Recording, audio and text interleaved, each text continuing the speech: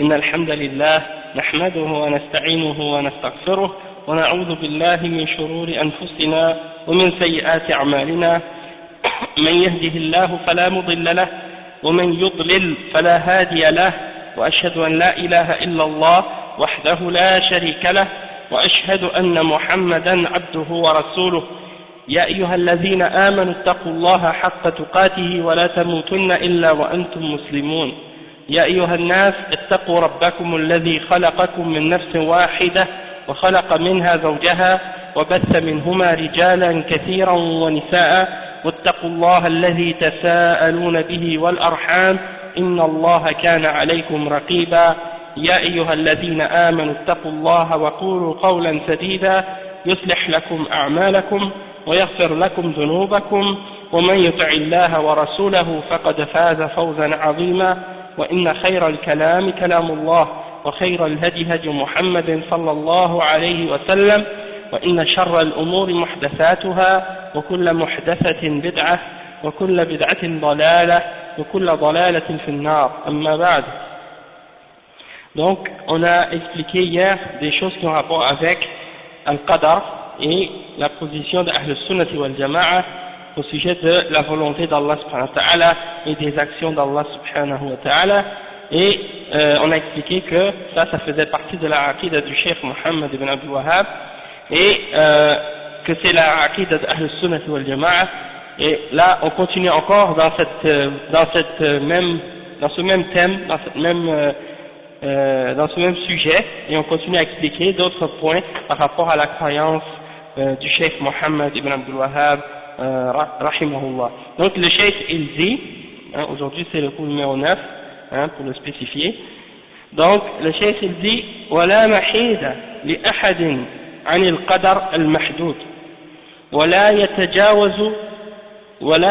يتجاوز ما خط له في اللوح المحفوظ في اللوح المسطور ولا يتجاوز ما خط له في اللوح المسطور. Donc le Cheikh Mohammed ibn Abdul Wahhab il dit quoi? Il dit on ne peut pas s'enfuir, personne ne peut s'enfuir de ce qui a été prédestiné pour lui et qu'est-ce qui a été délimité pour lui dans sa prédestination, et personne ne peut dépasser la ligne qui a été tracée et qui a été écrite dans les tables préservées. Donc ça c'est des points qui ont rapport avec la prédestination encore une fois. Donc, Lawh al-Mastour, c'est la même chose que Lawh al-Mahfouz, c'est juste une autre appellation pour celui-là. Le Cheikh il dit كذلك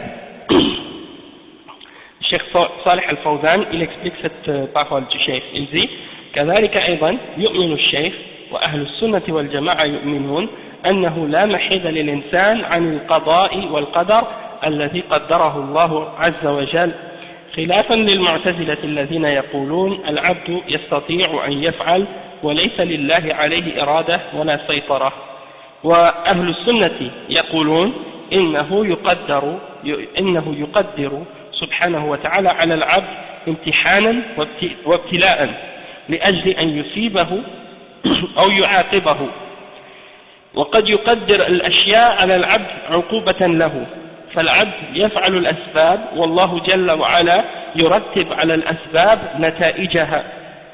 نتائجها، فإن رتب الله عليها فإن فعل أسبابا طيبة رتب الله عليها نتيجة طيبة، وإنه إن فعل أسبابا محرمة رتب الله عليها نتيجة سيئة، كما قال تعالى فأما من أعطى واتقى وصدق بالحسنى فسنيسره لليسرى.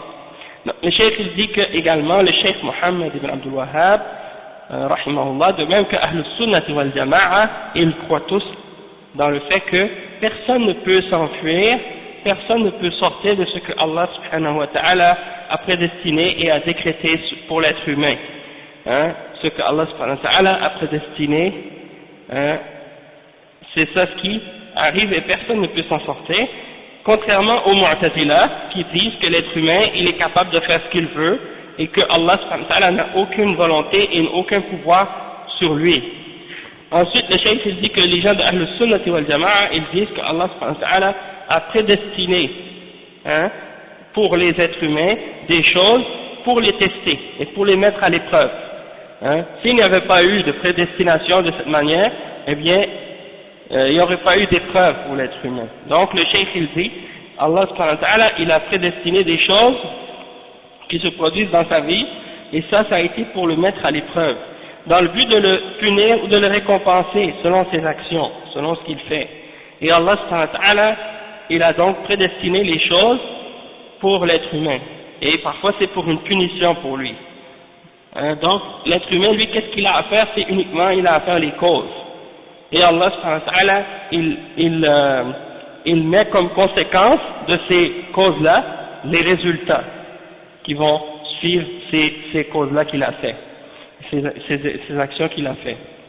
Donc, si quelqu'un fait des causes qui sont bonnes, alors Allah subhanahu wa ta'ala met comme conséquence des résultats qui sont bons à ces causes-là. Et si quelqu'un fait des causes haram, qui sont interdites, Allah subhanahu wa ta'ala va mettre comme résultat de ces causes qu'il a fait là, il va faire comme conséquence à ces causes-là des résultats qui sont mauvais également. Donc, Allah subhanahu wa ta'ala, il te met dans différentes situations dans ta vie, qu'il a prédestinées pour toi. Et toi, Allah subhanahu wa ta'ala, il regarde comment tu réagis dans ces différentes situations dans lesquelles il t'a mis. L'important, c'est pas réellement en fait, l'important c'est pas réellement le résultat, qu'est-ce qui arrive, mais l'important c'est plutôt ta façon à toi, comment tu réagis dans ces situations-là et ton intention, d'accord? Est-ce que dans ces différentes situations-là tu réagis d'une manière qui est en accord avec les ordres d'Allah subhanahu wa ta'ala et qu'est-ce qu'il t'a ordonné de faire? Et est-ce que tu as les bonnes intentions dans les actions que tu fais ou non? Tandis que le résultat, est-ce que tu vas réussir à le faire ou non, ça c'est autre chose. Hein? Donc, c'est comme par exemple, Allah subhanahu wa ta'ala, il peut faire en sorte que quelque chose t'arrive dans ta vie. Un accident, puis tu es paralysé, tu peux plus bouger. Hein? Que Allah nous en épargne de ça. Mais c'est juste pour un exemple. Donc, Allah subhanahu wa ta'ala, il t'a donné cette épreuve-là. Maintenant, comment tu vas réagir à cette épreuve? Est-ce que tu vas être reconnaissant envers Allah subhanahu wa ta'ala? Est-ce que tu vas être patient? Est-ce que tu vas endurer? Ensuite, est-ce que tu vas avoir la bonne intention? Wa alaykum salam wa rahmatullah, dans le sens que tu vas accepter de te soumettre encore à Allah subhanahu wa ta'ala malgré cette épreuve, et que tu vas dire, bon, maintenant, je ne peux pas faire la salat comme je faisais avant, debout, prier, prosterner, incliner, faire le soujoud, le recours et tout, mais est-ce que je ne vais pas faire la salat de la manière que Allah subhanahu wa ta'ala m'a ordonné, dans la situation dans laquelle je suis, c'est-à-dire de prier comme tu es capable de le faire, hein, en bougeant les yeux, ou bien, juste des fois, même si tu n'es pas capable de bouger de rien du tout de ton corps, tu le fais, hein, dans ton cœur, tu fais ta prière avec dans ton intention, parce que tu ne peux pas bouger rien, tu es paralysé complètement. Hein, et ça, c'est arrivé à des gens, comme ça pour rien. Du jour au lendemain, ils ne pouvaient plus bouger. Hein, même plus rien. Et même, il y a une histoire d'un homme, hein, c'était un café. Mais bon, qu'est-ce qui est arrivé? Il est arrivé un accident comme ça, du jour au lendemain, il ne pouvait plus bouger. Il pouvait juste bouger un œil, hein, une paupière. Hein, et puis il a écrit un livre comme ça, avec ses yeux. En tout cas, c'est vraiment une histoire incroyable. Mais c'est arrivé à un café, mais ça arrive comme ça souvent. Ça, c'est des épreuves qu'Allah subhanahu wa ta'ala donne à des gens. C'est comme il y a même des musulmans parfois. Comme il y a des choses qui se passent dans les pays musulmans, et puis par exemple, il y a des choses qui se passent par exemple en Palestine, et puis là, à cause de ce qui se passe là-bas, ils deviennent haineux, ils ont la haine contre tout ce qui se passe par rapport à ce qui se passe dans le monde musulman, ils pensent juste à se venger. Et de n'importe quelle manière. Que ça soit en accord avec l'islam ou non, c'est pas grave. On veut juste les tuer, puis les exterminer, puis on veut rien d'autre. Hein? Même si ça dépasse les limites d'Allah, ça dérange pas. C'est pas pour Allah qu'on le fait, c'est pour notre vengeance personnelle qu'on le fait, c'est tout. Et donc, si c'est comme ça c'est pas la manière de réagir face à ces épreuves. Donc, Allah, il fait qu'il y a des choses qui se produisent dans cet univers, et lui, qu'est-ce qu'il veut? Il veut voir comment toi tu réagis dans ces réactions, dans ces situations-là, et est-ce que tu vas réagir selon les règles de ce qu'il t'a ordonné de respecter ou non? Hein? Donc ça c'est important. L'important c'est pas ce que les autres vont faire autour de toi. Peut-être qu'il y a des gens qui vont transgresser, qui vont faire des choses qui sont pas correctes. Mais toi, tu vas être jugé pour qu'est-ce que toi tu as fait toi. Tu vas voir au jugement dernier, Allah va te remettre ton rapport à toi, ton livre à toi, qu'est-ce que toi tu as dit, qu'est-ce que toi tu as fait. Hein?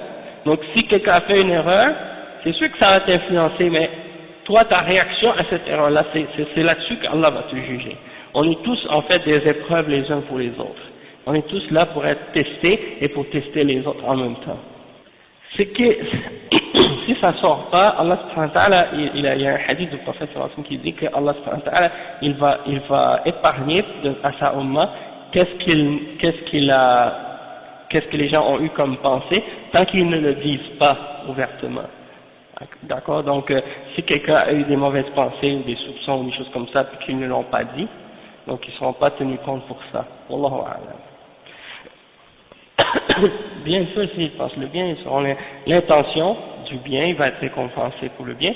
Et il y a un hadith qui dit aussi que celui qui a eu une mauvaise intention de faire quelque chose, puis qu'il ne l'a pas fait, il va être récompensé pour le fait parce qu'il ne l'a pas fait.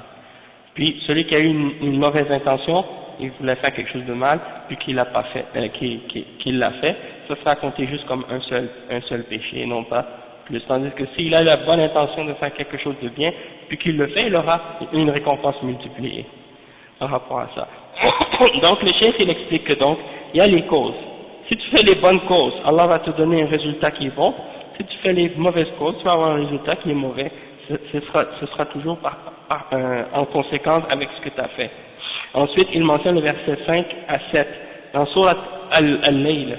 Allah subhanahu wa ta'ala il dit celui qui a obéi et qui a craint Allah subhanahu wa ta'ala, qui a eu at-taqwa et qui a cru le bien, qui a cru le bien, Allah subhanahu wa ta'ala va lui faciliter la voie vers le bien. Donc c'est pour dire que tu fais le bien, Allah te récompense en te facilitant le bien. Wa alaykum salam. Et le contraire, la même chose. Si tu fais le mal, Allah subhanahu wa ta'ala te punit en te facilitant le mal.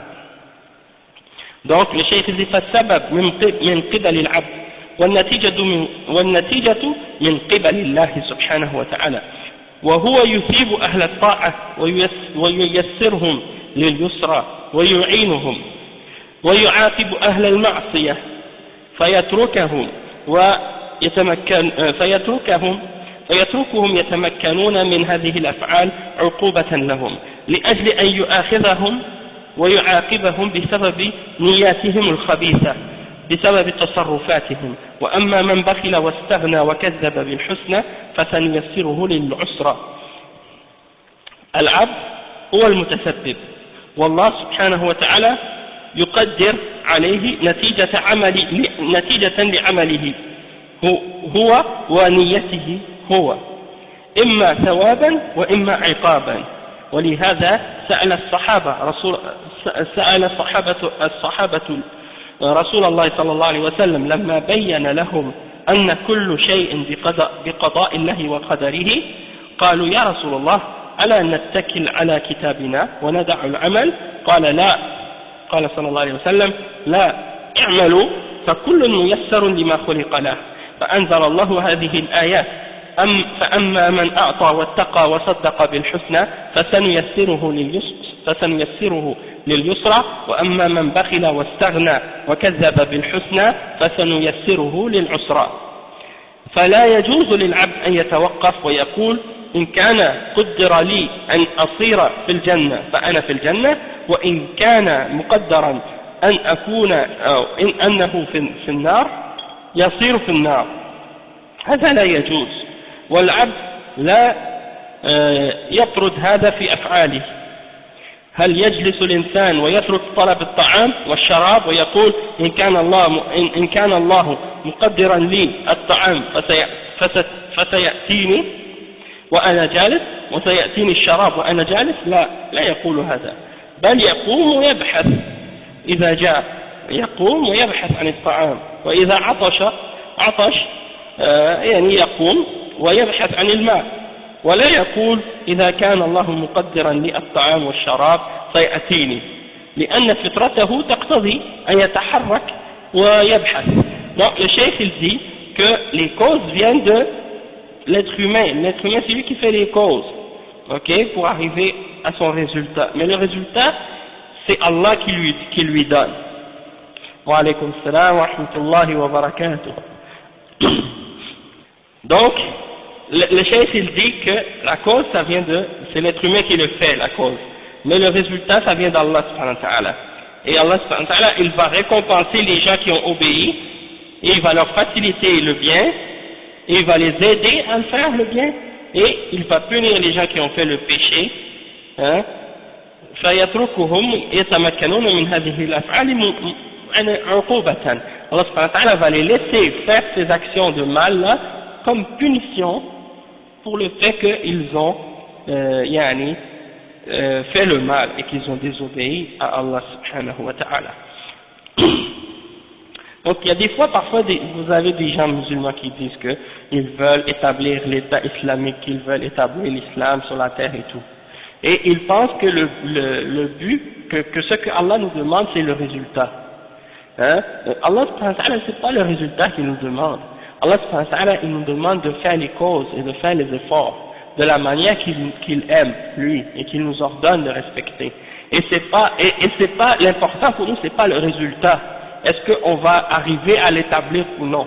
L'important pour nous, c'est qu'est-ce qu'on a fait pour y arriver, hein, pour établir l'islam, pour établir le bien, pour ordonner le bien et interdire le mal, pour établir la salat, établir qu'est-ce que Allah aime sur la terre. C'est pas est-ce qu'on va réussir ou non l'important. Parce que ça, c'est Allah qui décide. Peut-être qu'il va nous faire réussir ça, peut-être que non. Mais l'important, lui, il va nous juger et il va nous récompenser ou nous punir selon les causes les moyens qu'on a pris pour arriver à ce résultat-là. Est-ce que ce sont des moyens qui sont permis dans l'islam? Est-ce que ce sont des moyens qui sont légiférés dans la charia d'Allah subhanahu wa ta'ala? Ou bien est-ce que ce sont des moyens qui sont interdits dans l'islam et des manières qui sont incorrectes et qui ne sont pas acceptées par Allah et son messager sallallahu alayhi wa sallam. Donc il y a des musulmans qui pensent que non, l'important c'est le résultat. Peu importe comment tu le fais, comment tu vas arriver à le faire, l'important c'est de le faire. Non, ça c'est parce qu'ils n'ont pas compris la réalité de pourquoi Allah subhanahu wa ta'ala les a créés. Donc le cheikh il dit l'important, toi tu fais les causes et tu fais les moyens, tu prends les moyens pour arriver à ce que tu veux faire. Le résultat c'est Allah subhanahu wa ta'ala qui décide et il récompense pour l'obéissance et il punit pour le péché, comme on a dit. Hein? Donc, Allah subhanahu wa ta'ala, donc il punit parfois les péchés en facilitant aux gens de faire des péchés quand ils essaient de les faire. Hein? Il leur facilite ça comme punition pour eux, pour leurs mauvaises actions et pour leurs mauvaises intentions, et à cause de leur comportement. Donc il mentionne le verset 8 à 10 dans Surat Al-Layl, et quiconque a fait preuve d'avarice et qui s'est senti suffisant à lui-même, hein, qui s'est senti qu'il n'a pas besoin d'Allah subhanahu wa ta'ala et qui traite de mensonge le bien qu'Allah subhanahu wa ta'ala a préparé pour les croyants, alors nous allons lui faciliter la voie vers la difficulté, vers le mal. Hein, il lui facilite le mal parce qu'il a cherché le mal. Celui qui veut le bien, Allah lui facilite le bien. Celui qui veut le mal, Allah lui facilite le mal. Hein. Et il dit فَالْعَبْدُ هُوَ الْمُتَسَبِّبُ. L'être humain, c'est lui qui fait la cause. والله سبحانه وتعالى يقدر عليه نتيجة لعمله هو ونيته هو. Et Allah subhanahu wa ta'ala il lui prédestine les choses selon son intention et selon son action et selon son intention, il aura les résultats de ce qu'il mérite. Soit que ce sera une récompense s'il a fait le bien, ou une punition s'il a fait le mal, ou s'il a voulu le mal. Et donc, les sahaba, c'est pour ça que lorsque les sahaba ont demandé au prophète sallallahu alayhi wa sallam, quand le prophète sallallahu alayhi wa sallam a expliqué que tout ce qui arrivait uniquement par la prédestination d'Allah subhanahu wa ta'ala et par son décret, alors les sahaba ont demandé au messager sallallahu alayhi wa sallam, est-ce qu'on ne devrait pas juste rester assis puis arrêter de bouger comme ça et puis attendre juste que le jugement d'Allah arrive, comme ça celui qui va aller au paradis va aller au paradis, celui qui va aller en enfer il va aller en enfer, et puis on va juste rester assis comme ça, on va attendre comme ça, on va pas bouger et ce qu'Allah a écrit va être déterminé. Le prophète sallallahu alayhi wa sallam a répondu, il a dit non. agissez, faites des actions, parce que chacun sera facilité pour la chose pour laquelle il a été créé. فَكُلٌّ مُيَسَّرٌ لِمَا خُلِقَ لَهُ. Donc, le cheikh, il a dit que par la suite, il y a eu la révélation du verset de 5 à 10 dans Surat Al-Layl. فَأَمَّا مَنْ أَعْطَى وَاتَّقَى. Et quiconque a obéi et a craint Allah, et qui a cru en Al-Husna, Allah subhanahu wa ta'ala lui facilitera le bien et la facilité, tandis que celui qui a été avare et qui s'est senti qu'il n'a pas besoin d'Allah, qu'il se suffit à lui-même et qu'il a traité de mensonge le bien, alors Allah va lui faciliter le mal et la difficulté et l'égarement, et ainsi de suite. Donc chacun va avoir ce qu'il mérite selon ce qu'il a fait. Et le cheikh dit, il n'est pas permis à un être humain de rester là puis de dire, si Allah a prédestiné que je vais être au paradis, je vais être au paradis. Et si Allah a prédestiné que je vais aller en enfer, je vais aller en enfer. Il dit ça, c'est pas permis de dire ça. Il dit, parce que l'être humain, il n'agit pas de cette manière-là quand il agit dans sa vie de la dunya. Tu n'agis pas comme ça quand tu agis dans ta dunya.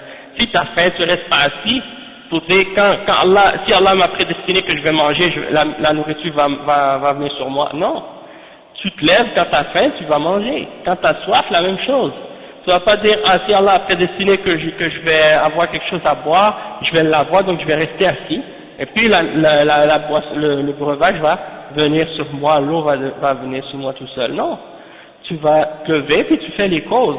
Hein? Tu cherches les moyens qui sont halal et tu fais les efforts nécessaires pour arriver à obtenir ces choses-là que tu as besoin de nourriture et de l'eau. La même chose, donc tu dois agir de la même façon dans ce qui a rapport avec la religion.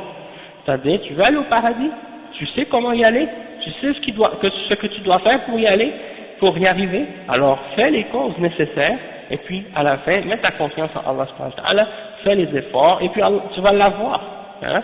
De la même façon que lorsque tu as faim, tu sais quoi faire pour trouver de la nourriture, alors fais les causes et puis tu vas manger. La même chose. Hein? Il n'y a pas de différence entre les deux. Après le cheikh il dit ولو أن إنسانا جاء وضربه أو قتل ابنه هل يسكت؟ هل يقول هذا قضاء وقدر أو يطلب الانتقام؟ الجواب يطلب الانتقام. ولما لا يقول هذا قضاء وقدر ولا يؤاخذ القاتل أو الضارب ولا يطالب بالانتقام؟ هذا دليل على أن الأشياء لها أسباب وأن العبد مطلوب منه فعل الأسباب ولا يبقى بدون فعل الأسباب. الله سبحانه وتعالى رتب المسببات على الأسباب حتى الطيور والحيوانات لا ترى هذا الرأي لا تقعد في أوكارها وتقول سيأتيني الرزق أنا في وكري وهذه الطيور والحيوانات بل تروح وتبحث عن الرزق لأن الله فطرها على هذا أنه لا يحصل لها شيء إلا بعمل وحركة وبحث. فطرة الله التي فطر الناس عليها لا تبديل لخلق الله أعطى كل شيء خلقه ثم هدى. Donc le cheikh explique un autre point pour montrer l'exemple. Il dit si quelqu'un par exemple vient et te frappe, ou bien quelqu'un il tue ton fils, est-ce que tu vas te taire? Est-ce que tu vas rester assis? Tu vas dire ça c'est prédestiné, c'est Allah qui a décrété ça, je peux rien faire, je vais pas rien faire, je vais rester assis. Hein? Si quelqu'un vient et te frappe, tu dis ça c'est qadar, puis tu restes assis, hein, tu dis c'est le maktoub et c'est fini. Non, tu dois chercher à arrêter cette personne et puis tu vas essayer de te venger en même temps. Non, soit que tu vas faire arrêter la personne, tu vas appeler la police, tu vas dire lui il est venu, il m'a frappé, ou bien lui il est venu, il a tué mon fils, tu vas le faire arrêter, puis tu vas l'amener en cours, puis tu vas lui faire un procès, tout ça. Tu vas pas juste rester assis puis dire ça c'est qadar et puis c'est fini. Non, hein. Donc pourquoi c'est comme ça? Parce que Allah subhanahu wa ta'ala il nous a créés de cette manière. Il a créé la nature, les êtres humains avec cette nature en eux, cette fitra, hein, de vouloir se venger lorsqu'on fait du mal. Hein. lorsqu'on nous fait du mal. Et la même chose, même le cheikh il dit, l'être humain donc, il cherche à se venger quand on lui fait du mal, on ne va pas rester assis à attendre. Hein? C'est ça, ça c'est des gens qui essaient d'utiliser la prédestination comme un argument pour ne pas agir, pour ne pas faire ce qu'ils doivent faire, ou pour faire des péchés. Ça c'est interdit. Tu n'as pas le droit de te baser ou d'utiliser la prédestination comme un argument ou un prétexte pour ne pas faire ce que Allah t'ordonne de faire ou pour faire ce qu'Allah t'interdit de faire. Et c'est ça ce que ces gens-là ils font, malheureusement. Ils prennent la prédestination, la foi en la prédestination comme un prétexte, puis ils disent « Ah, moi je fais pas la prière parce que Allah il n'a pas prédestiné que je prie. » Ça c'est faux. Hein? Allah il t'a ordonné dans le Coran de faire la prière, donc tu dois la faire. Exactement, exactement, c'est la même chose. Donc c'est comme quand t'as faim, tu dis pas, ah Allah m'a prédestiné que je mange pas, donc je vais pas manger, je vais rester assis jusqu'à ce que je meure. Non, tu dis pas ça, il y a personne qui dit ça. Donc tu dis je veux de l'argent, et donc j'ai pas d'argent, donc je vais rester assis jusqu'à ce que Allah a prédestiné que il y a de l'argent qui vienne sur moi. Non, tu te lèves, tu vas travailler, tu te lèves, tu vas chercher de la nourriture, tu manges. Tu vas pas rester assis puis dire le risque va venir sur moi tout seul. Et donc pourquoi quand c'est la religion tu penses différemment? Pourquoi quand c'est la religion tu dis ah mais je vais pas prier parce qu'Allah m'a pas prédestiné? Est-ce que tu veux pas aller au paradis? Je dis oui je veux aller au paradis. Ok, tu veux aller au paradis et Allah subhanahu wa ta'ala il a dit que pour aller au paradis tu dois faire telle ou telle chose. Alors pourquoi tu le fais pas? Hein? Quand c'est la dunya tu le fais, mais quand c'est la religion tu changes de logique. Non, ça c'est parce qu'en réalité ils parlent sans aucune preuve et sans connaissance. Et la preuve est contre eux en réalité dans la révélation, puisque Allah subhanahu wa ta'ala a ordonné aux hommes de suivre le droit chemin. D'accord? Donc, si ces gens-là étaient conséquents et logiques, ils devaient respecter la logique dans les deux cas. Dans la dunya comme dans la religion. Pourquoi dans la dunya ils ont une règle d'agir et dans la religion ils changent de façon de penser? Dans la dunya ils travaillent, ils bougent, ils font des efforts pour avoir des choses dans la dunya. Mais pour l'akhirah ils font aucun effort. Et puis ils prennent comme prétexte le qadar. Ça c'est une contradiction. C'est une contradiction. Donc, le cheikh il dit, Allah subhanahu wa ta'ala, il a créé les choses et ça fonctionne toujours de cette manière-là, avec des causes et des effets. Chaque cause, elle a son effet. Donc c'est comme ça que le monde fonctionne. Allah l'a créé de cette manière. Donc toi tu veux que ça marche différemment, quand tu parles de religion c'est différent. Pourquoi? Sur quoi tu te bases pour dire des choses pareilles? Le cheikh dit même les animaux, ils agissent pas de cette manière-là. Les animaux, un animal quand il a faim, qu'est-ce qu'il fait? Il va dehors, il chasse, il va chercher sa nourriture, même les oiseaux, hein? Même les bêtes, hein? Exactement, les animaux ils sont créés comme ça c'est la fitra d'Allah, hein? Que lorsque tu veux quelque chose, tu dois bouger, tu dois travailler, tu dois faire des efforts pour l'avoir. Sinon tu n'auras rien dans la dunya. Donc dans la religion c'est la même chose. Et le cheikh il mentionne les versets 30 dans Surat Ar-Rum à ce sujet-là et les versets 50 dans Surat Taha. 30 dans Surat Ar-Rum et 50 dans Surat Taha. Et pourtant, ben, les araignées, qu'est-ce qu'ils font? Ils font une toile, et puis ils attrapent les bêtes dedans, et puis après ils vont les manger. Non. Ah oui, non, mashallah, les toiles des araignées, hein. Depuis qu'il y a quelque chose qui bouge dans leur fil, dans leur toile, ils sentent les vibrations, ils savent tout de suite qu'ils ont attrapé une proie. Le risque qui vient. Ah oui, ça c'est vrai. Nous les êtres humains maintenant, au niveau comment dans la société, comme ici on vit là, on est un peu loin de ce niveau primaire là quand on cherche notre nourriture directement dans la nature, hein, comme avant. Ouais, on va marcher. Mais avant, c'était comme ça, tu voulais des fruits, tu vas les cueillir. Tu veux manger de la viande, tu vas chasser, hein. Et la livraison, oui, c'est ça. On est un peu coupé, un peu loin de la nourriture, ouais. Et ceux qui ont des fermes dans les pays musulmans, il y en a beaucoup de gens qui ont des animaux, comme des poulets, des moutons. S'ils ont faim, on dit, ok, va chercher un mouton dans la cour, va chercher un poulet dans la cour, puis on va manger ça. Non, c'est ça. Je lisais justement une fatwa à propos du bon comportement envers les animaux. Cheikh Ibn Uthaymin a fait une fatwa à propos des trappes à souris, tu sais, les trappes collantes. Et puis le Cheikh Al-Fawzan, il a dit, ça c'est, Cheikh Ibn Uthaymin, il a dit, ça c'est haram de mettre des trappes collantes comme ça pour tuer les souris. Ouais, parce qu'il dit, qu'est-ce qui arrive si elle est collée sur la fin, elle n'est pas morte, donc, non, mais c'est pas ça, c'est parce qu'elle va mourir de faim. Et toi, tu la laisses là mourir de faim, ça c'est haram. Donc, qu'est-ce qu'il a dit le chef? Il dit soit que tu la tues sur le coup, hein, ou bien tu utilises un autre moyen pour les, ben il y a les trappes à souris là, qui clapent, oui. C'est ça, avec le fromage dedans. Ou bien un chat, t'achètes un chat. Et si tu es allergique, tu prends une trappe à souris là qui clappe. Quand ça l'attrape, la souris, elle meurt tout de suite. Non, c'est ça. Parce que l'affaire qui colle là, une fois j'ai vu même une souris sur ça, et puis elle s'est collée dessus et commence à se manger elle-même sa patte pour se décoller de... Oui, j'ai vu ça. Non, tu peux pas. Non, mais elle-même, elle essayait de se couper le bras là pour se décoller de l'affaire.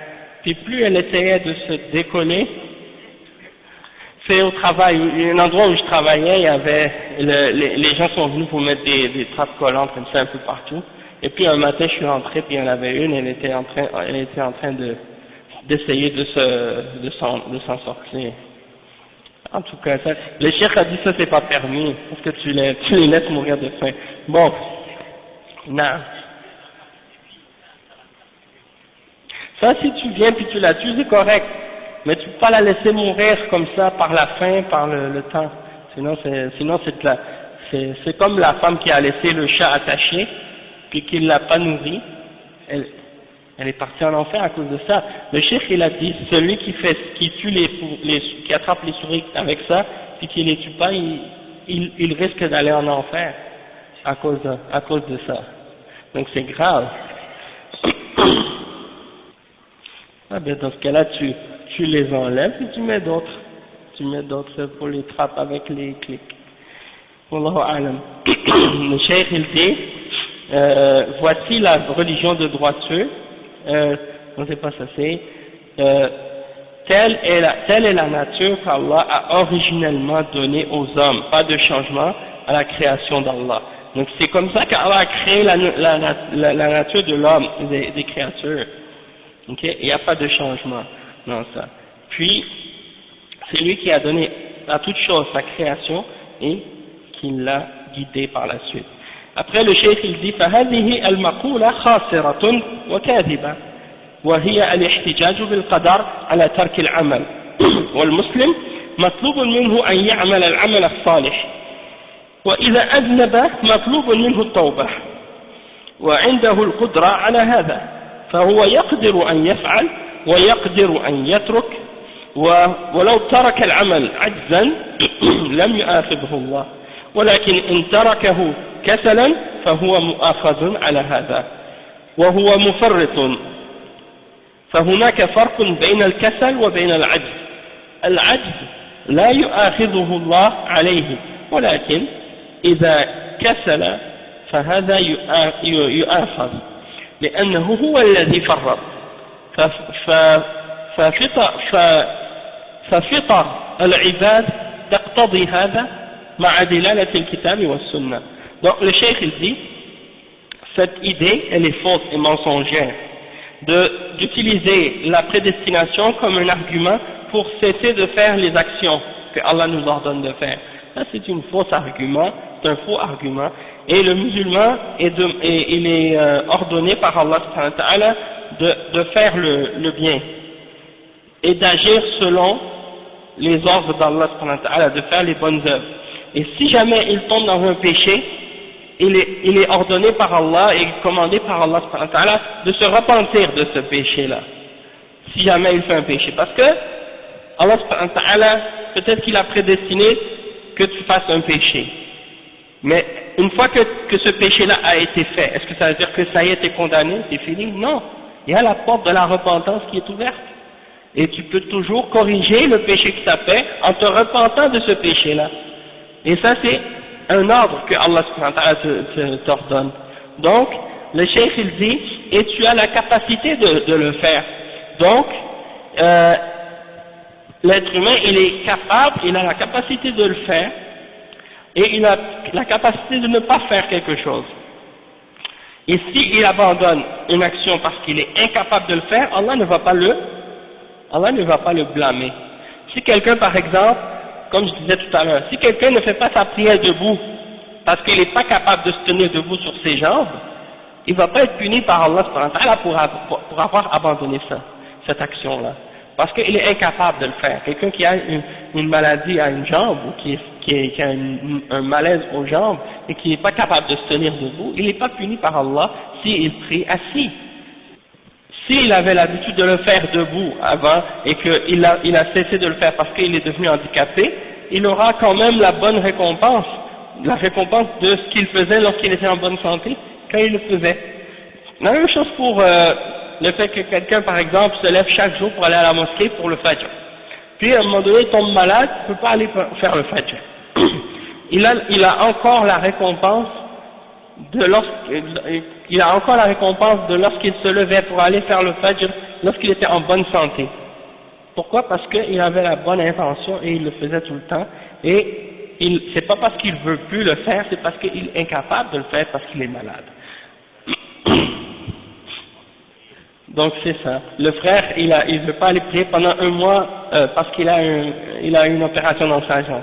Mais, étant donné qu'il avait l'habitude de le faire auparavant, Allah lui continue, selon son intention, à le récompenser pour le bien qu'il fait, parce qu'il n'est pas capable de le faire, parce qu'il est incapable, Mais, celui qui cesse de faire une action par paresse, pas parce qu'il n'est pas capable, même parce qu'il est paresseux, lui c'est pas pareil, lui il sera questionné et sera pris pour les comptes du fait qu'il a abandonné cette chose-là par paresse.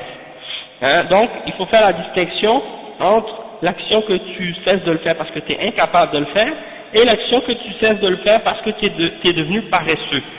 La paresse, c'est un signe de ta négligence, tandis que l'incapacité, ça c'est quelque chose que tu n'as pas le choix, d'accord? Et donc, ça c'est la fitra que Allah subhanahu wa ta'ala t'a donnée. Même dans la dunya, si tu es handicapé ou tu es incapable de faire quelque chose, tu es excusé. Même dans les choses de la dunya. Si tu travailles et puis que tu as un accident et que tu es obligé de rester au lit pendant un mois et que tu dis à ton travail, par exemple, à ton emploi, j'ai eu un accident, je ne peux pas venir travailler pendant un mois, eh ben ils vont comprendre. Hein? Ils vont pas te dire, ben ça y est, tant pis pour toi. Hein? Imagine. Il y en a mais je pense qu'il y en a qui exagèrent un peu des fois, ils en profitent. Il y en a qui mentent et disent que, ouais. Ouais, c'est ça. Ils vont voir un psy, c'est vrai. Ouais. Ouais, c'est ça. Mais, donc, il y en a qui exagèrent, qui profitent du système, comme on dit. Oui, c'est ça. Exactement. Donc, ça c'est pour dire qu'il y a une différence entre les deux. Quand quelqu'un fait exprès, il est incapable parce qu'il est paresseux, pas parce qu'il ne peut pas vraiment, et quelqu'un qui est vraiment incapable parce qu'il est handicapé ou infirme ou parce qu'il a un problème, Les deux sont pas pareils. Après le cheikh il dit ولا محيض قوله ولا محيض أي لا مفر عن القدر المحدود ولكن أنتم مأمورون بفعل الأسباب أما خلق النتائج فهذا بيد الله سبحانه وتعالى وقد تفعل ولا يحصل لك شيء وقد تفعل ولا يحصل لك شيء لأن الله لم يقدر لك نتيجة والرسول صلى الله عليه وسلم يقول احرص على ما ينفعك واستعن بالله ولا تعجز فإن أصابك شيء فلا تقول لو أني فعلت كذا لكان كذا وكذا ولكن قل قدر الله وما شاء فعل أنت فعلت السبب ومسألة حصول المقصود هذا عند الله سبحانه وتعالى فإذا لم يحصل المقصود فإنك لا تلوم نفسك فإنك فعلت ما تستطيع وتؤمن بالقضاء والقدر وتقول لعل الله اختار لي ما هو أحسن لعل الله اختار لي ما هو أحسن لأنه لو حصل لي المقصود ربما صار ضررا علي فالله حبسه عني لمصلحتي ولا تكره ذلك. Donc le cheikh il dit que tu ne peux pas t'enfuir de ce que Allah a prédestiné pour toi. Qu'est-ce qui a été délimité pour toi comme prédestination? Vous êtes ordonné de faire les causes et de prendre les moyens pour arriver à votre objectif, à votre but, à qu'est-ce que Allah vous a ordonné de faire. Et Allah, mais Allah c'est lui qui détermine les résultats. Et ça c'est entre la main d'Allah, qu'est-ce qui va arriver comme résultat pour tes actions. C'est Allah qui va décider par la suite. Mais toi, tu fais ce qui est ordonné, tu fais ce qui t'est ordonné. Et ça se pourrait que parfois tu fasses quelque chose et ce que tu veux avoir, tu ne l'as pas. Hein? Même par exemple dans les choses de la dunya, ça arrive tout le temps. Tu vas faire un projet, un commerce, n'importe quoi, et tu vas tout calculer, tu vas faire un plan, hein, tout, comment ça s'appelle, les plans d'affaires et tout, tu vas tout calculer, prévisions, statistiques, sondage, tu vas tout faire, études de marché, hein, tout ça, tu vas dire bon là ça devrait fonctionner, ce business là ça devrait aller, et puis tu fais tout ce qu'il faut, et puis à la fin ça échoue, hein, parce que tu as fait les causes, tu as fait les efforts, et Allah subhanahu wa ta'ala il a prédestiné que ça marche pas. Le résultat c'est Allah subhanahu wa ta'ala qui décide. Mais quand même, pour le bien que tu voulais faire, et pour l'intention que tu as eue, tu auras la récompense. Hein? Ouais, c'est ça. Ça peut fonctionner comme ça peut ne pas fonctionner. À l'université, par exemple, il y a combien de frères qui essaient pour aller à Médine, par exemple, ou pour aller étudier dans d'autres endroits, dans les pays musulmans. Et puis, naam. Et puis, hein. Ah ben c'est ça. Donc, ça c'est le qadar. Il ne faut pas se décourager. Il faut essayer encore à Médine, à Mecca, plusieurs fois. Non, il faut toujours essayer. Peu importe, même combien de fois. Moi je me souviens, oui, trois fois de suite j'ai appliqué. Ben j'étais pas refusé en fait. J'étais accepté la première fois j'ai pas eu de nouvelles. La deuxième fois j'ai envoyé les papiers. J'ai pas reçu la réponse parce que j'avais déménagé et puis j'ai pas reçu la réponse. Je l'ai su par après parce que, comment j'ai su, c'est parce qu'il y a un frère qui m'avait dit par exemple, si tu veux aller étudier, je connais un prof qui enseigne là-bas, il m'a demandé si je connaissais des gens qui voulaient y aller. Alors moi j'ai dit, ouais j'ai essayé 2 fois déjà puis j'ai pas eu de réponse.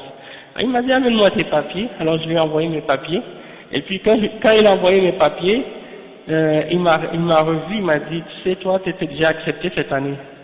Et puis ils ont reçu c'est-à-dire tes papiers la lettre d'acceptation, elle leur a été renvoyée parce que on a dit que c'était pas la bonne adresse parce que j'avais déménagé et j'avais pas fait le changement d'adresse au bureau de poste. Donc à cause de ça, j'avais pas été. Mais par la suite, Allah subhanahu wa ta'ala a facilité. Et moi j'avais commencé à perdre un peu même l'idée d'y aller. Je m'étais dit que tant pis, ça y est, si je peux accepter, je peux accepter. Et j'ai dit je vais essayer une dernière fois. Et puis Allah subhanahu wa ta'ala a facilité cette fois-là. Et puis je suis parti. Et Allah subhanahu wa ta'ala, il a une sagesse dans toutes choses. Hein? Et c'est probablement parce qu'il savait que la première fois c'était pas le temps pour moi d'y aller. Et que j'étais peut-être pas encore prêt pour y aller. Puis par la suite, il m'a facilité les choses. Hein. Donc c'est pour dire. Hein. Donc c'est pas facile d'aller étudier, étudier l'islam à Médine. C'est pas comme certains s'imaginent là, comme si un rêve là, comme un peu c'est-à-dire il y a beaucoup de gens qui idéalisent les choses. Et, ils s'imaginent que c'est un peu comme à l'époque du prophète sallallahu alayhi wa sallam encore. Mais la réalité, elle a beaucoup changé maintenant. Donc, oui, c'est ça. Mais Faranaz, il veut savoir pourquoi tu veux savoir pourquoi oui, c'est ça, moi, que je voulais expliquer. Oui, c'est ça.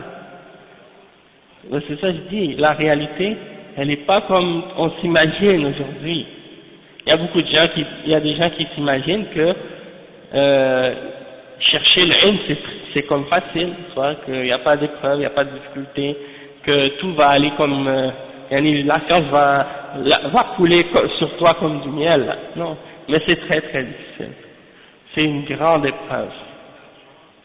Le pourcentage des élèves des États-Unis et de l'Europe qui sont gradués de l'université islamique, c'est moins que 1% par rapport aux autres pays musulmans, c'est un des plus bas. Pourquoi? Parce que les gens, ils n'ont pas la patience.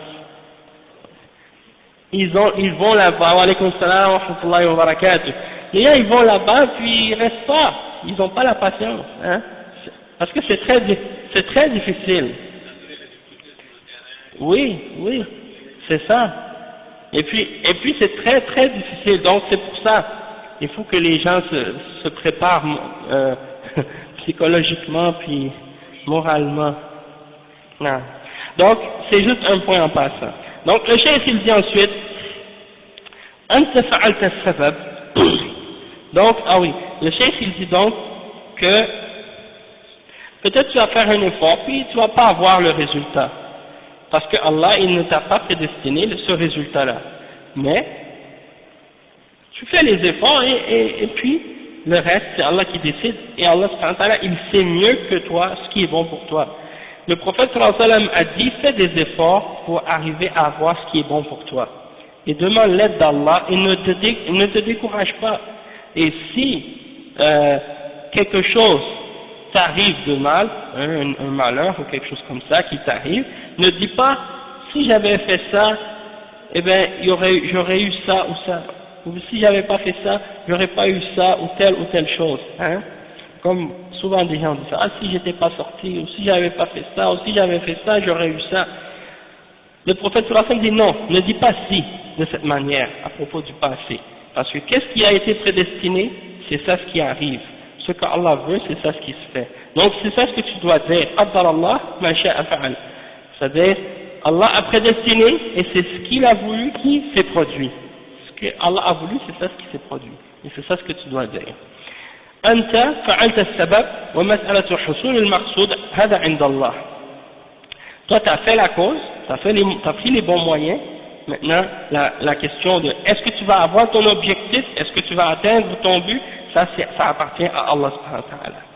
Et si tu n'as pas ton objectif, tu ne l'as pas atteint, ne te blâme pas toi-même. Parce que tu as fait ce qui est nécessaire et tu as fait ton possible. Et tu crois en la prédestination et au décret d'Allah subhanahu wa ta'ala. Donc, tu dois te dire que c'est probablement parce que Allah subhanahu wa ta'ala a choisi pour toi ce qui était meilleur. Et si ce que tu voulais avoir, si tu l'avais eu, peut-être que ça aurait été un mal pour toi. Et Allah subhanahu wa ta'ala, il te l'a retenu, c'est-à-dire il te l'a pas donné cette chose-là pour ton bien. Hein? Alors, ne sois pas comme, n'aie pas de chagrin ou ne sois pas contre ça, hein? Ne sois pas fâché contre ça, par rapport à qu'est-ce que tu n'as pas eu de la dunya. Des fois c'est plus fort, mais il faut faire des efforts pour justement contrôler ça, puisque ça fait partie de la foi. Ça fait partie de la foi, et donc il faut travailler là-dessus. Et le cheikh il a bien spécifié, il a dit لأنك فعلت ما تستطيع, parce que tu as fait ce que tu étais capable de faire.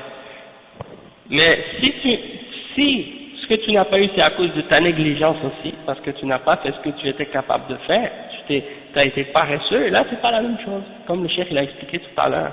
Il ne faut pas que ce soit à cause du fait que tu as été négligent. Hein. Quelqu'un par exemple qui boit de l'alcool, qui s'en va sur la rue avec sa voiture, puis qui frappe quelqu'un, qui détruit quelque chose dans la rue, là il est à blâmer, parce qu'il n'a pas fait il a fait ce qu'il ne devait pas faire, c'est-à-dire de boire de l'alcool. Il n'est pas excusé pour ça, parce que c'est quelque chose de mal, et même les koufars ils savent ça. Hein? Même les koufars ils disent l'alcool au volant c'est criminel. Hein? Et même eux ils disent ça, ils sont d'accord là-dessus. Même s'ils ne veulent pas interdire l'alcool, mais ils sont d'accord que au moins au volant c'est criminel. Hein? Et ils viennent avec des policiers avec des instruments pour souffler dedans pour calculer le niveau d'alcool dans le sang. Hein? Donc c'est incroyable. Hein? Oui, maintenant ils interdisent ici la cigarette à l'intérieur des cafés, des restaurants et partout. Les gens ne peuvent plus fumer à l'intérieur. Le cheikh il dit Anta fa'alta as-sabab. Donc toi tu as fait les causes nécessaires, ok, et c'est ça ta responsabilité. Maintenant, لأنك تستطيع, ok bon, فعلت ما تستطيع, on a expliqué tout ça. Après le cheikh dit وقوله ولا يتجاوز ما خط له في اللوح المسطور. كل الأشياء مكتوبة في اللوح المحفوظ الذي أمر الله القلم فكتب فيه كل ما هو كائن إلى يوم القيامة. وكان ذلك قبل خلق السماوات والأرض ب50,000 سنة. وكان عرشه على الماء. وكان شيء مكتوب ومقدر ومحدود. ولا بد من وقوعه في وقته. ولكن أنت مأمور بفعل الأسباب. لا تتوقف ولا تقول أنا سأتوقف مع القضاء والقدر. هذا لا يجوز أبدا إلا لإنسان ليس بعاقل.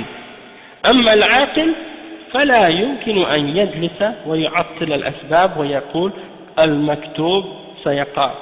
فالصواب أن هذا الشيء مكتوب إذا فعلت السبب. أما إذا لم تفعل السبب فلا يحصل لك شيء.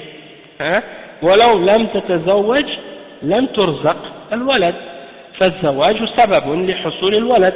وهكذا كل الأسباب. Le cheikh il donne un exemple. Il dit et personne ne peut dépasser ce qui a été écrit pour lui dans les tables préservées. Dans les tables préservées. Donc toutes les choses ont été écrites dans Al-Lawh al-Mahfouz. Et Allah subhanahu wa ta'ala a ordonné à la plume d'écrire. Et la plume a écrit tout ce qui allait se produire jusqu'au jour de la résurrection. Et ça c'était 50 000 ans avant la création des cieux et de la terre. Donc, et à ce moment-là, le trône était sur l'eau. Le trône d'Allah subhanahu wa ta'ala était sur l'eau, comme ça a été mentionné dans le hadith. Donc, toutes choses ont été écrites et prédestinées et délimitées. Et donc, chaque chose doit absolument se produire dans son temps voulu. ولكن أنت مأمور بفعل الأسباب. Mais toi, Allah t'ordonne de faire les causes nécessaires pour arriver à ce que tu veux et pour avoir ce que tu veux. Et donc, ne reste pas là à dire, par exemple, moi je vais rester debout, je vais pas bouger, je vais attendre la prédestination, je vais attendre ce que Allah a décrété. Non, ça c'est pas permis. Sauf pour un être humain qui n'a pas sa raison, quelqu'un qui est un déficient intellectuel ou qui est quelqu'un qui est déficient intellectuel ou qui est fou et qui n'a pas sa raison, lui il reste là, il bouge pas, c'est pas pareil. mais toi tu as la raison, hein, tu as une compréhension, tu as une intelligence, alors tu dois faire les causes pour arriver à ce que tu veux. Et donc, le cheikh il dit, فلا يمكن أن يجلس ويعطل الأسباب. Tu ne peux pas rester assis et dire je vais rien faire puis qu'est-ce que je veux ça va arriver. Non, tu dois faire les efforts. Et tu peux pas dire ah ça c'est le maktoub, je vais attendre, je vais rester assis puis le maktoub va arriver. Non, tu dois, le maktoub c'est ce qui a été écrit.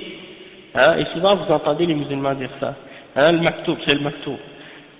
C'est le maktoub, oui, mais si tu fais les efforts et les causes nécessaires, et que tu prends les moyens nécessaires pour l'avoir, pas le maktoub si tu restes assis puis tu attends, tu fais rien. Hein? Donc, ouais, c'est ça. Ouais, non, ça arrivait souvent à des gens comme ça. Quand tu demandes comme tu dis, quand tu demandes quelqu'un en mariage, et puis la personne te répond, le père de la fille te répond, ah non mais c'est pas le maktoub, c'est pas le maktoub, comme si c'est lui qui décidait qu'est-ce qui est le maktoub ou non, hein? Ça c'est lui qui décidait le maktoub ou non. C'est parce que lui il veut pas, et puis il veut mettre ça sur la prédestination, sur le dos de la prédestination. Non, ça n'a rien à voir avec le maktoub, parce que Allah subhanahu wa ta'ala, il nous a ordonné de faire les causes. Et donc quand tu fais les causes, eh bien, là, ça peut arriver comme ça ne pas se produire également, mais tu as fait les causes. Hein. Et ce qui est arrivé, c'est ce qui a été écrit. Ce qui va arriver, c'est ce qui a été écrit. D'accord? Donc, le cheikh il dit, qu'est-ce qui est correct de dire? C'est que cette chose-là, elle est écrite pour moi si je fais les causes. Hein.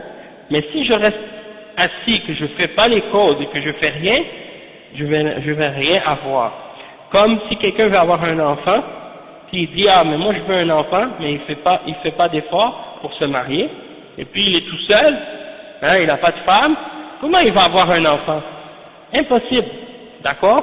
Parce que Allah il a créé les choses par cause et effet. Il fait les choses par cause et effet. Si tu veux des enfants, il faut que tu te maries, hein, et il faut que tu aies les enfants. Et même si tu te maries, hein, tu peux pas avoir des enfants, sauf en faisant les choses nécessaires pour l'avoir aussi.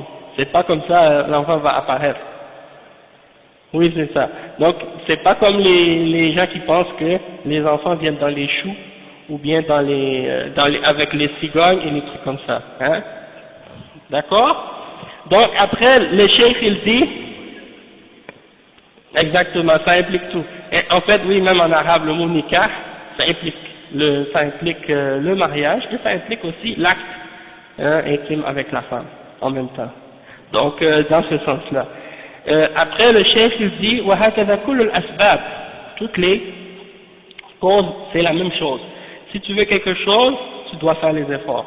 Et donc, toi, en tant que serviteur, le cheikh, il dit, فَأَنْتَ أَيُّهَا الْعَبْدِ عَلَيْكَ فِعْلَ السَّبَبِ أَمَّا النَّتِيجَةِ فهي عند الله سبحانه وتعالى ولا تأسف إذا لم تحصل النتيجة بل ترضى بقضاء الله وقدره تقول قدر الله وما شاء فعل وربما يكون هذا خيرا لك فلا تكره ذلك.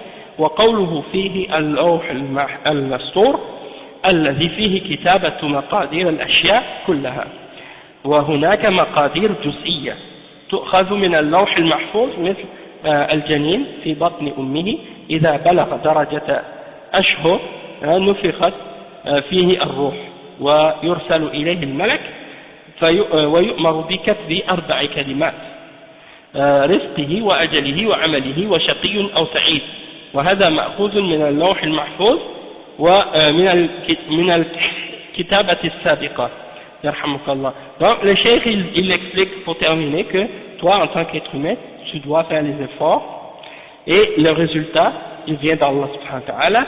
Si qu'est-ce que tu veux le résultat ne se produit pas, ne sois pas triste, ne sois pas désolé, hein, sois satisfait de ce que Allah a prédestiné pour toi et de ce qu'il a décrété pour toi et dis Allah a prédestiné pour moi et c'est ce qu'il veut qui arrive. Masha'Allah, qaddar Allah ma sha'a fa'al, c'est ça que tu dis. quand quelque chose, un malheur te touche, ou bien quelque chose qui arrive que, contraire à ce que tu souhaitais, tu dis qaddar Allah ma sha'a fa'al. Et yani, il se peut que ça ce soit un bien pour toi. Hein, donc ne sois pas fâché contre ça ou ne déteste pas cette chose-là. Et quand le chef il dit dans Al-Lawh al-Mastour, c'est-à-dire que Allah subhanahu wa ta'ala, il a écrit la prédestinée de toutes choses. Et il y a également une autre écriture de la prédestination qui est tirée des tables préservées, hein, que les anges disons, vont écrire dans le ventre de la mère lorsque le fœtus est dans le ventre de la mère. Eh ben, les anges viennent et ils écrivent une partie de ce qui a été prédestiné pour cet enfant-là. Hein, ils sont ordonnés par Allah subhanahu wa ta'ala de souffler l'âme et d'écrire 4 choses. La première chose, c'est d'écrire son risque, qu'est-ce qu'il aura comme subsistance, d'écrire son terme, combien de temps il va vivre, d'écrire ses actions, est-ce qu'il sera heureux et malheureux, ou malheureux. Donc, ça c'est rapporté dans un hadith dans Sahih Muslim et Sahih Al-Bukhari selon Abdullah ibn Mas'ud. Et donc, tout ça, qu'est-ce que l'ange écrit? Il le prend des tables préservées, de qu'est-ce qui a été écrit précédemment. Donc ça y est pour la question de Qadar. On fera la suite la semaine prochaine, Inch'Allah, samedi prochain. On va rentrer dans un autre aspect de la foi en l'au-delà. Qu'est-ce qui se passe après la mort? D'accord? Donc, subhanakallah wa bihamdika ashhadu an la ilaha illa anta astaghfiruka wa atubu ilayk. Oui, on va le faire samedi prochain, Inch'Allah, parce que le mercredi, on a fini le livre. Et étant donné que les frères, le mercredi, ils travaillent, ils sont occupés, ils n'ont pas vraiment le temps de venir durant la semaine, j'ai décidé de ne pas faire de cours le mercredi. Je vais faire un cours sur Paltalk le mercredi à la place. Paltalk, c'est un logiciel qui permet de... Ouch. Ouais, c'est ça. C'est un logiciel qui permet de faire des salles avec des conférences audio par internet, oui. Oui, live.